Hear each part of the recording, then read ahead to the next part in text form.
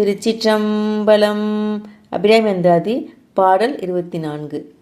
மணியே மணியின் ஒளியே ஒளிரும் மணி புனைந்த அணியே அணியும் மணிக்கு அழகே அணுகாதவர்க்கு பிணியே பிணிக்கு மருந்தே அமரர் பெருவிருந்தே பணியேன் ஒருவரை நின் பத்மபாதம் பணிந்த பின்னே. விளக்கம்.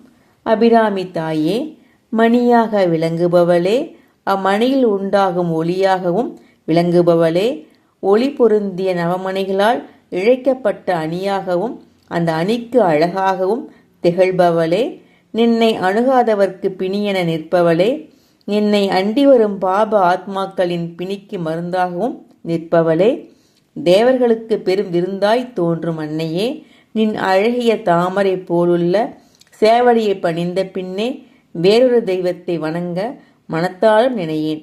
சிவாய நம.